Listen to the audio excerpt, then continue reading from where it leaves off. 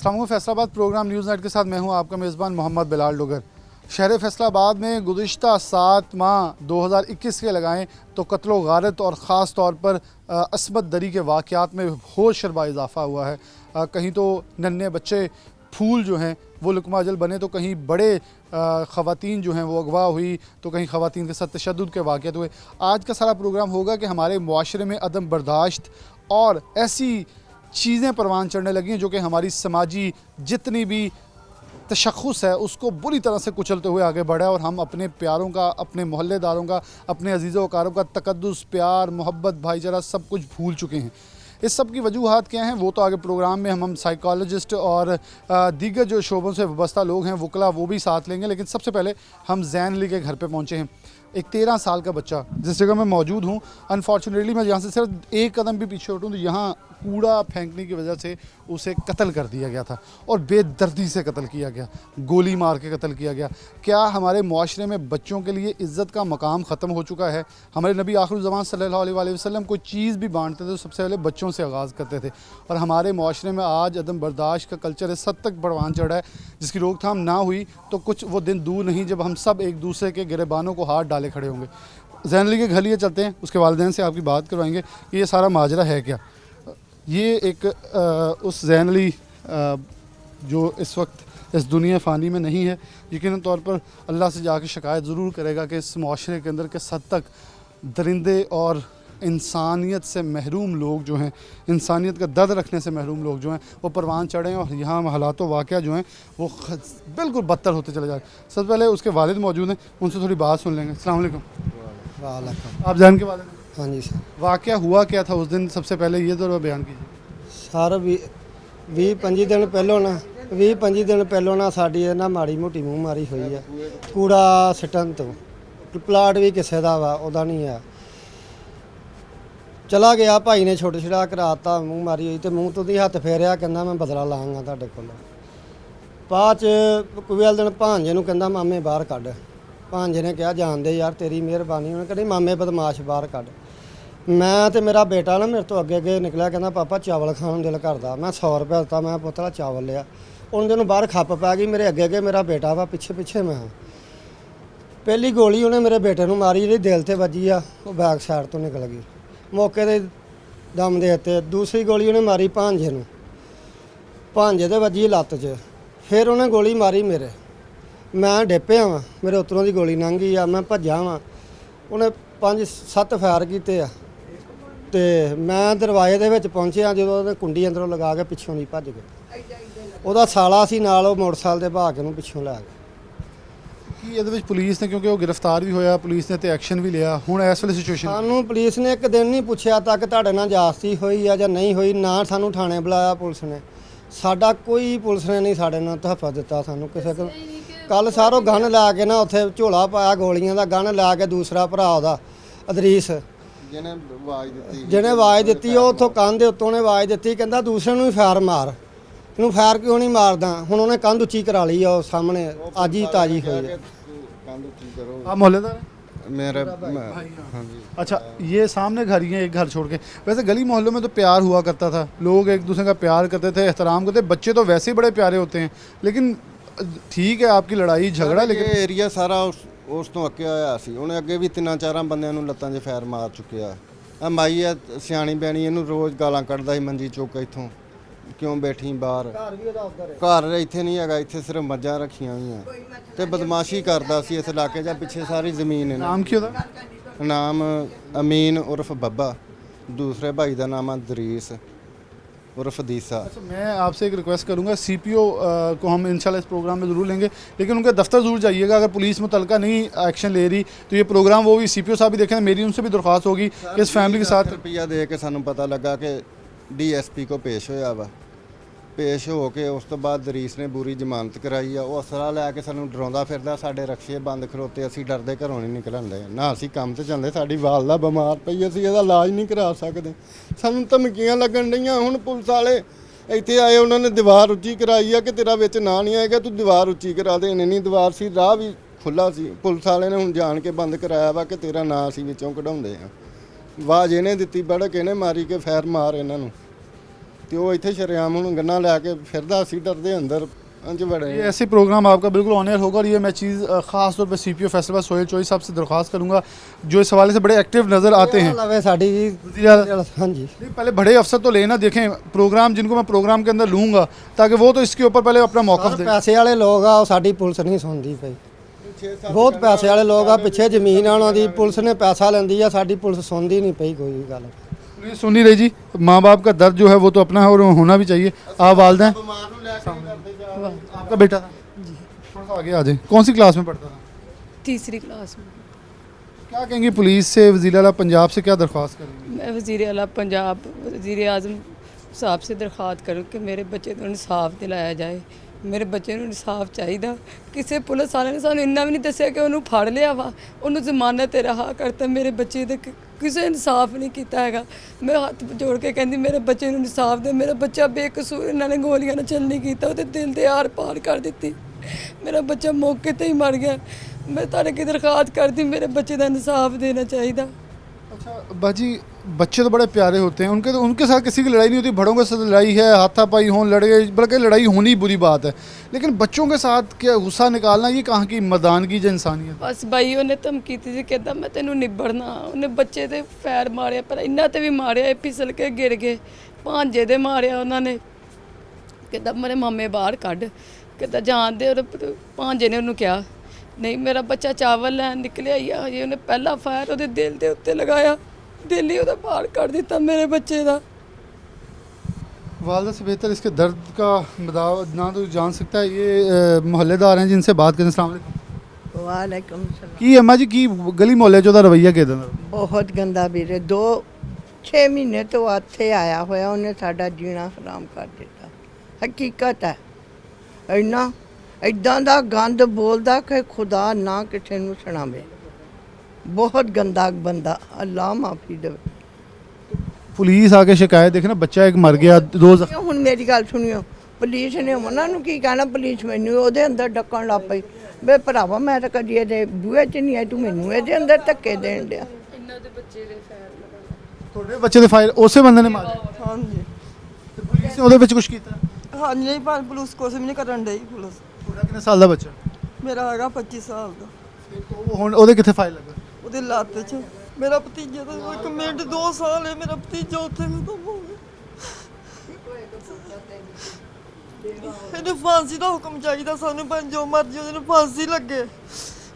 ਸਾਨੂੰ ਅਸੀਂ ਗਰੀਬ, ਮੇਰਾ ਭਾਈ ਨਾ ਕੰਮਾਂ ਤੋਂ ਬੈਠੇ ਕੁਛ ਡਰਦੇ। ਉਹ ਕੱਲ ਇੱਥੇ ਆਇਆ, ਮਠਿਆਈਆਂ ਵੰਡੀਆਂ ਸਾਡੇ ਸਾਹਮਣੇ, ਗੱਲ ਪਾ ਕੇ ਉੱਥੇ ਬੈਠਾ।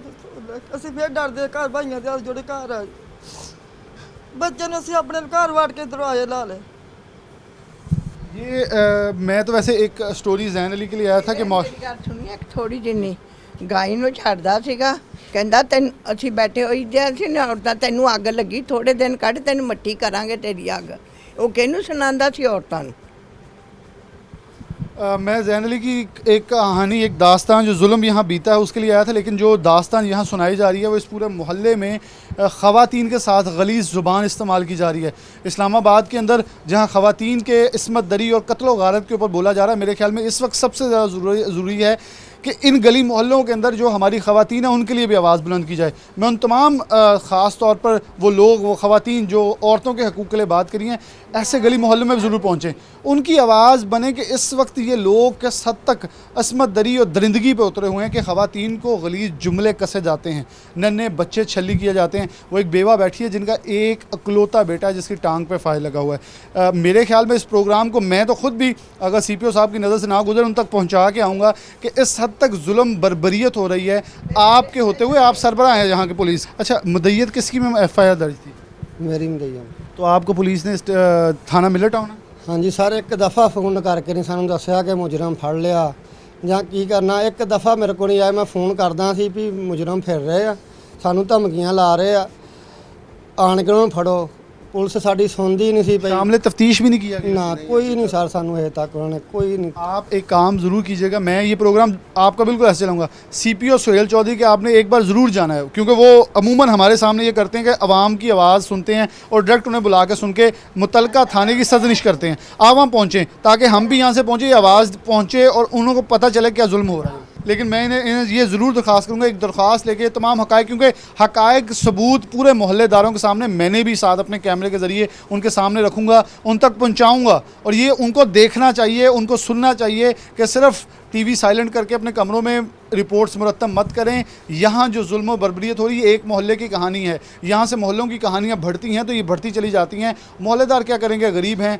इतना जिस मैंने घर के एंट्री में आपको सिर्फ दिखा दिया, घर के दाखिले दरवाज़ा किस हद तक है, कितना को ख़र्चा करेगा। और जो पैसे लगाने वाले हैं उनका बिल्कुल दो टोक अल्फाज में कहना है कि वो देते हैं पैसे, पर्चों से बरी हो जाते हैं, हम वहीं के वहीं बैठे हैं और हमारा कोई भी इस वक्त दाद रसी करने वाला नहीं है।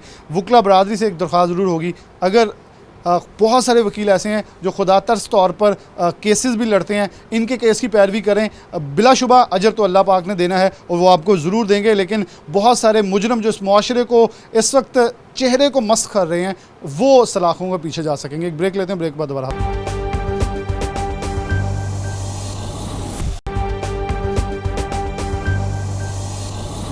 वेलकम बैक नाज़रीन, दोबारा से प्रोग्राम के अंदर खुशामदीद कहते हैं। अभी आपकी बात करवाई उस फैमिली से जिसका 13 साल का नन्हा बच्चा, गुलशन जो है ना, उसके अंदर हम एक फूल की मानद लें तो वो फूल जब तबाह हो जाए, जब उजड़ जाए, जब मुरझा जाए तो इस हद तक उस गुलशन की फ़िज़ा होती है। ये एक 13 साल का बच्चा, हमारा मुआशरा जिस डरक पे चल रहा है, बड़ा एक ख़तरनाक रास्ता है जो हमने मुतय्यन कर लिया है। लेकिन हमारे साथ इस वक्त कानूनदान मौजूद हैं और एक साइकेट्रिस्ट मौजूद हैं, इनसे बात का आगाज़ करते हैं। चेटर साहब मौजूद हैं, बहुत शुक्रिया, आपका मारूफ कानूनदान है। चेटर साहब, कैसे देखते हैं इस वक्त एक शख्स बिला दरेग सड़क के अंदर 13 साल के बच्चों को सिर्फ महज कूड़ा फेंकने पे कत्ल कर देता है और फिर दंदनाता है उसी गली मोहल्ले में आके, और वो कह रहे हैं कि हमें आज तक पुलिस ने शामिल तफ्तीश नहीं किया। क्या कानून कमज़ोर है या कानून है नहीं, या कानून की पामाली के लिए हम ज़्यादा जो पैसा इस्तेमाल कर लेते हैं, या जो ताकतवर होता है वो कानून को घर की लौंडी बना लेता है? तो सब इसमें मामलात जो है ना जी, बड़ा ये एक शॉकिंग सी सारी सिचुएशन है जी। ओवरऑल अगर आप कानून के हवाले से देखें तो कानून का मैंने आपके मुख्तलिफ पहले भी अर्ज़ की है कि जी कानून इन ब्लैक एंड वाइट मौजूद है, बट इन ट्रू स्पिरिट जो है वो हमारे कानून की जो इम्प्लीमेंटेशन है उसको हम जो है वो बाईपास कर देते हैं। अब इंटॉलरेंस एक ऐसी चीज़ है कि ये आपको, जैसे आपको दरख्त लगाने के लिए पहले उसका बीज की ज़रूरत है, वो बीज आप बोएंगे तो दरख्त निकलेगा। इंटॉलरेंस के अगेंस्ट आप टॉलरेंस, आप लोगों के दरमियान भाईचारा, अखुवत, इसको आप बोएंगे, आप उसका स्टार्ट लेंगे तो इस सोसाइटी में टॉलरेंस बढ़ेगी, इस सोसाइटी में सिस्टम जो है उसके ऊपर लोगों का यकीन बढ़ेगा। आपका अगर आप एक इसकी बड़ी सिंपल सी एग्जांपल ले लें, घर में अगर वालदैन अब्यूजिव लैंग्वेज इस्तेमाल करेंगे ना जी, तो आपके उनके बच्चे हाइपर होंगे। वो बच्चे बाहर निकलेंगे, वो कहेंगे फड़ लो। That's what they have learn from their father, that's what they have learn from their mother. तो सोसाइटी और स्टेट आपकी माँ की तरह की है, ठीक है जी। आपकी स्टेट का काम है कि आपने टॉलरेंस देनी है। जहाँ पे आपकी परसों आई थिंक 2 दिन पहले की एक मैं फुटेज देख रहा था कि पुलिस वाले तशद्दुद कर रहे थे गोजरा में, कुछ कैदियों हो गई, उनके आपस में लड़ाई हो गई। अब वो मुल्ज़मान हैं, आए हैं, उनका लड़ाई होना एक रेगुलर सा काम है। उसमें जो उससे बड़ा अगला अलमिया हो गया वो ये हो गया कि वहाँ पे एक बुज़ुर्ग था, उसको भी थप्पड़ लग रहे थे। तो सर, जिस सोसाइटी में इंटॉलरेंस जो है वो आपकी स्टेट के डिपार्टमेंट्स करेंगे, तो आप आम आदमी से क्या तवक्को कर सकते हैं कि वो कितनी के टॉलरेंस का जो है वो मुजाहिरा करेगा। मैं कल ही ना जी सूरा वाक़या की एक आयत पढ़ रहा था, तो उसमें लिखा हुआ था कि जब करीब क़यामत का दौर होगा तो उसमें जो अच्छी बात करने वाले, जो तबलीग करने वाले, जो आपको अच्छाई बताने वाले होंगे, उनको लोग बेवकूफ़ कंसिडर करेंगे, ठीक है जी। और जो बड़े चालाक होंगे, बड़े अच्छे ठग होंगे, बड़ी चिकनी चुपड़ी बातें सुनाने वाले होंगे और झूठ के ऊपर अपना सारा पेश खैमा, अपनी सारी चीज़ें बनाने वाले होंगे, वो लोग जो हैं इस सोसाइटी में कामयाब तरीन लोग होंगे। तो इस तरह के सोसाइटी में जहाँ पे इंटॉलरेंस जो है वो ऐसे झूठे, ऐसे 2 नंबर लोगों की वजह से जो है वो इंटॉलरेंस बढ़ती जा रही है। अब कानून को अगर इसमें देख लें तो कानून को आपने जनाब फीड करना है। You have to first identify the crime, जिसका आप FIR कहते हैं, फर्स्ट रिपोर्ट जो है जी, ठीक है जी। फर्स्ट इंसिडेंट रिपोर्ट जब तक आप नहीं लॉज करवाएंगे, उसके बाद उसके गवाहान जो है उनका बयान कलमबंद करवाना, उनके जो है वो पुलिस का जाके मौके पे इन्वेस्टिगेशन करना, पुलिस का एक रिपोर्ट बना के कंसर्न कोर्ट्स में पेश करना, ये सारा एक सीक्वेंस है, एक तरीकाकार है। इस तरीकाकार को आप कहीं पे भी जो है वो ब्रेक करने की कोशिश करेंगे तो आपका होल ऑफ द प्रोसीजर जो है वो ब्रेक हो जाएगा। तो ये झूठ, ये मलम्माकारी, ये सारी चीज़ों को जो है ये हमारे अंदर, हमें अपने अंदर चेंज लानी पड़ेगी। फिर हम कानून पे उंगली उठाएं तो मैं समझता हूँ उंगली उठाना आपका जो है जी वो बनता है। वो बनता है, बिल्कुल माशरती तौर पर बड़ी स्ट्रॉन्ग वर्डिक्ट दिया है। डॉक्टर सना मौजूद हैं। अच्छा सना, इस वक्त अगर हम देखें डॉक्टर साहब कि मैंने सिर्फ एक केस लिया छोटा सा एक गली का, ऐसे सैकड़ों नहीं हज़ारों केस हैं। फैसलाबाद में इन 7 माह में सैकड़ों लोग कत्ल हो गए। ये एक 13 साल का बच्चा है, इससे पहले इसी गली के 4 से 5 लोगों को वो बंदा पहले भी फायर मार चुका है, और वो बेसिकली नशे में है और वो असला लहराता है, वो ताकत का मुजाहरा करता है। क्या हमारा स्टेट ऑफ माइंड और हमारे माशरे में हमेशा से अमीर के लिए, देखें इस्लामाबाद में वाक़े हुए बड़े गलत हुए हैं, नूर मुकद्दम जैसे ट्वीट्स हुए, शेयर हुए, आवाज़ उठी, गरीब के लिए कौन आवाज़ उठाएगा? क्या हम मेंटली तौर पर किसी और रास्ते पे नहीं जा रहे जहाँ सिर्फ अमीर के लिए ज़िंदगी बाकी रह जाएगी? जी हाँ, बिल्कुल ऐसा ही हो रहा है, क्योंकि जो तो एक अमीर तबका है वो तो अपनी प्रोटेक्शन कर लेता है, लेकिन जो गरीब आवाम है वो इससे महरूम रह जाती है।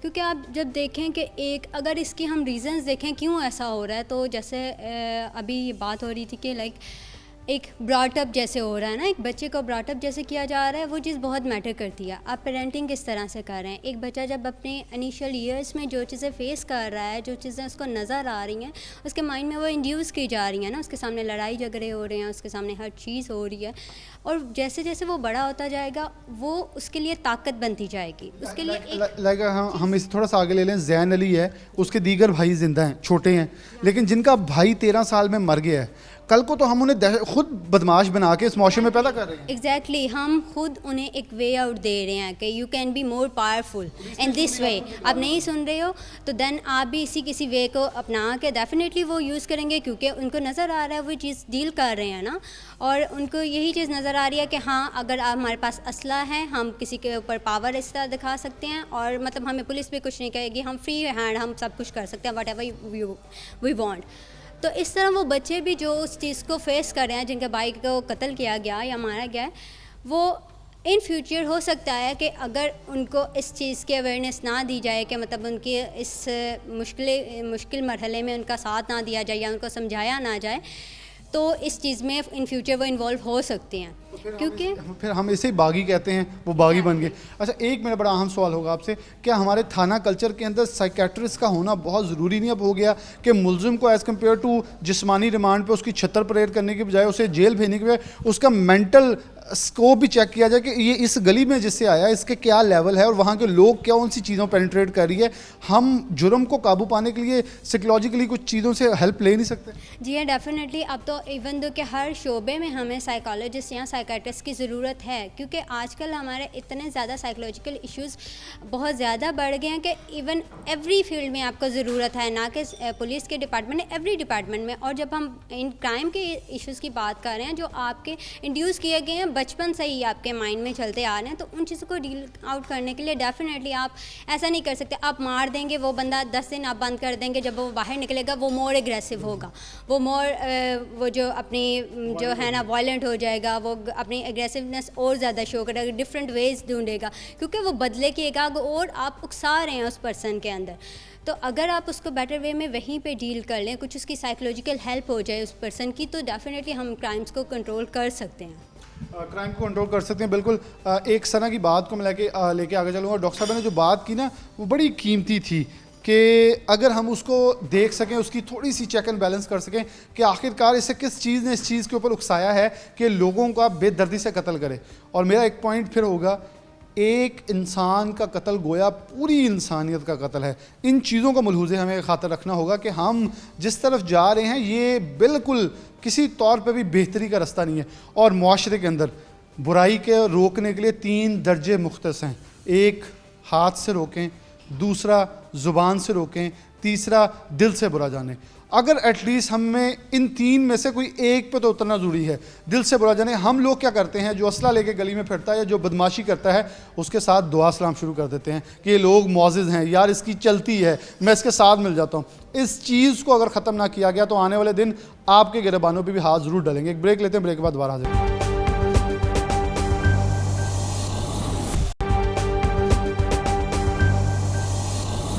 वेलकम बैक नाज़रीन, दोबारा से प्रोग्राम में खुशामदीद कहते हैं। तैयब मकबूल हमारे सीनियर क्राइम रिपोर्टर हमारे साथ मौजूद हैं, इनसे बात करते हैं। तैयब, कैसे देख रहे हैं, लाशें बढ़ रही हैं और नामालूम लाशें, ये एक ऐसा सिलसिला तो कहीं कराची में सुना करते थे, और फिर कत्ल गारत आम, बच्चियों की इसमत दरी, अगवा बराए तावान और छोटी छोटी बच्चियों को, एक दिन की बच्चियों को अगवा, बिलाशुबा पुलिस ने वहाँ अच्छा किरदार अदा किया भी है। आप इस सारी चीज़ों को कैसे देखते हैं और कैसे अपडेट करते हैं?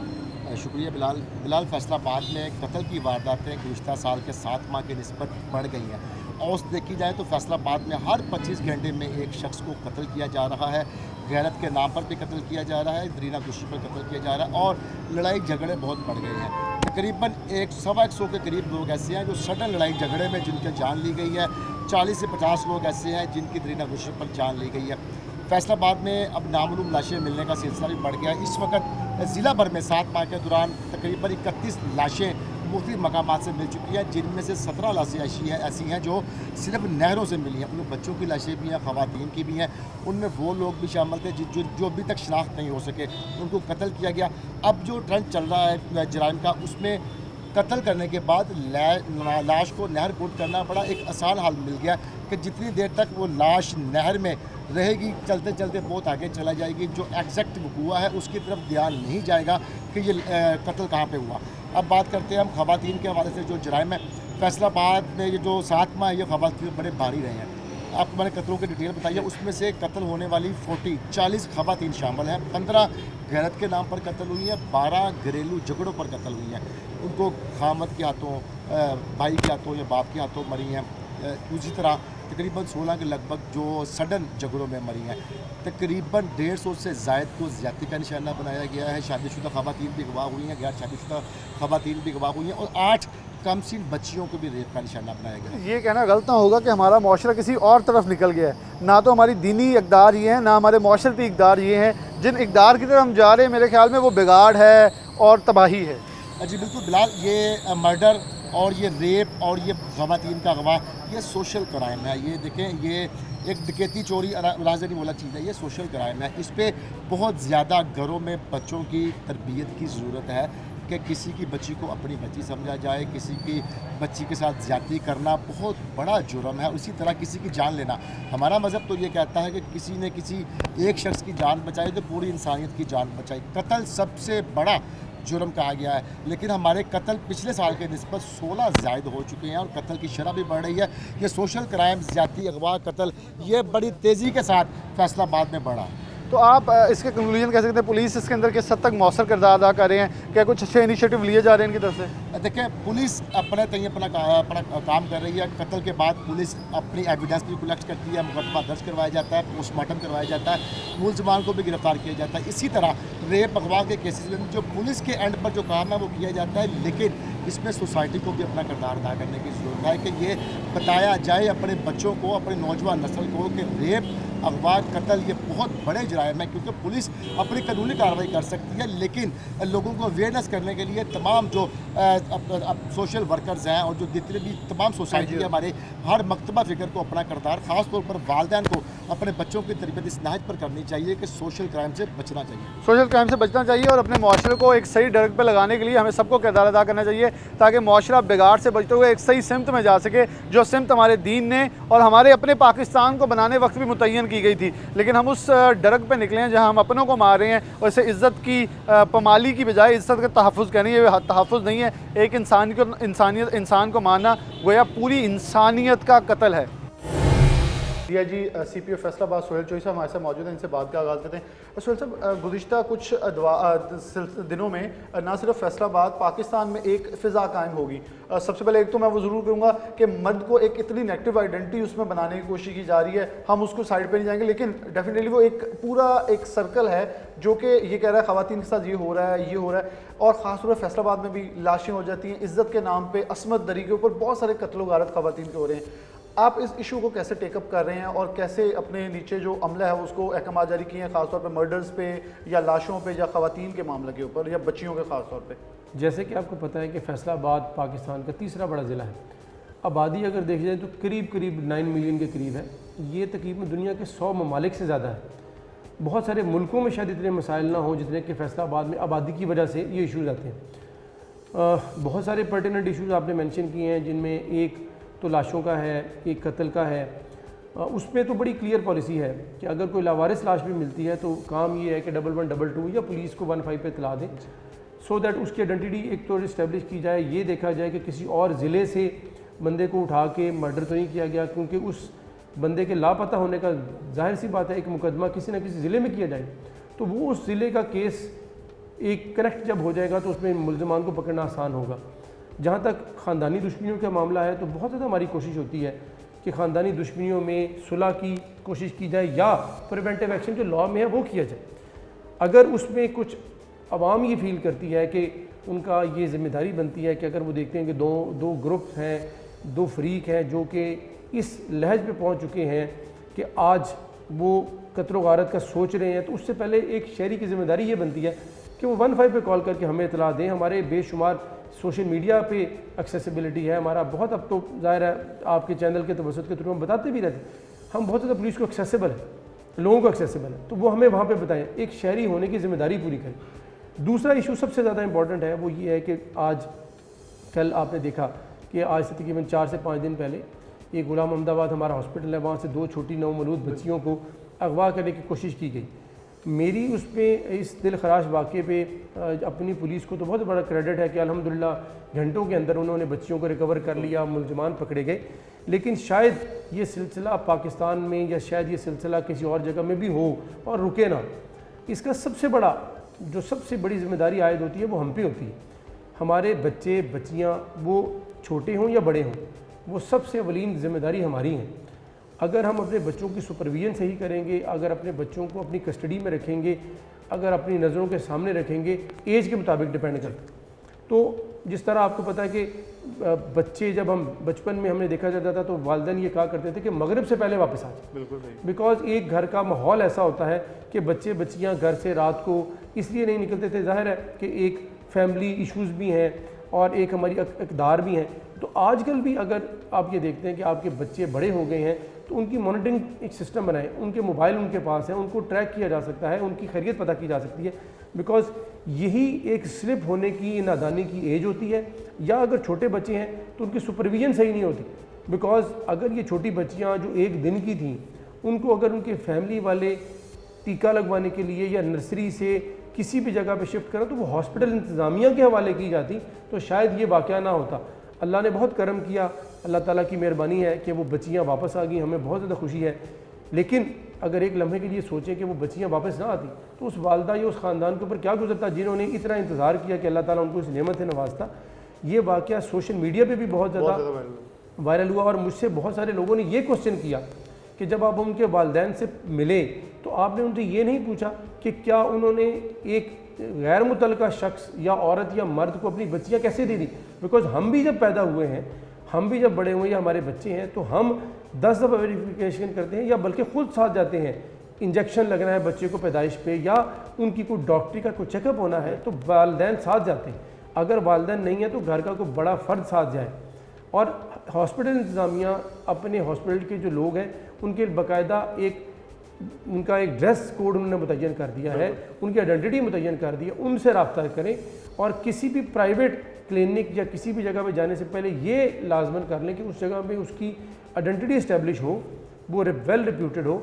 और अगर उन्हें ये फील होता है कि वहाँ पर कुछ ऐसे लोग फिर रहे हैं तो पुलिस को बताया जाए ताकि पुलिस आके इंतजामिया के साथ मिलकर उनके खिलाफ कार्रवाई। क्योंकि पुलिस वाली आपने बात की तो इस पे एक छोटा सा लूँगा कि हमारी ख़वातीन के अंदर को हम अक्सर इंटरव्यूज़ करते हैं तो वुमेन थाने से हमारा अभी भी वैसे लिंकअप नहीं हो सकी ख़वातीन की शिकायत करने का। अभी हमारे दिमाग में कि थाने में जाएंगे, इवन के फ्रंट डेस्क ने जो बेहतरीन कारकर्दगी दिखाई हुई सबके सामने, उनको क्या कहेंगे जो हमारी ख़ास तौर पे ख़वातीन हैं, बेशक वो लोअर क्लास हो, मिडिल क्लास हो, अपर मिडिल क्लास हो, अपर क्लास हो, इनके लिए वुमेन थाने के, क्योंकि अभी भी मेरे ख्याल में बहुत सारे केसेस ऐसे हैं जो सोशल मीडिया पे हाईलाइट करने हम ज़्यादा फ़ख्र समझते हैं एज़ कम्पेयर टू वो वुमेन थाने में जाके एसएचओ को एतमाद किया जाए। आपको ये जान के बड़ी खुशी होगी कि inspector general of police Punjab हमारे आईजी साहब ने इतने सारे इनिशिएटिव जो लिए हैं, उन के हुक्म पर हमने एक जेंडर प्रोटेक्शन यूनिट जो पहला पंजाब में बनेगा इंशाल्लाह वो हमने बना दिया है। हम इसको इसलिए डिस्क्लोज़ नहीं करना चाहते थे क्योंकि हम उम्मीद कर रहे हैं कि आईजी साहब का विज़िट इंशाल्लाह आइंदा आने वाले दिनों में होगा।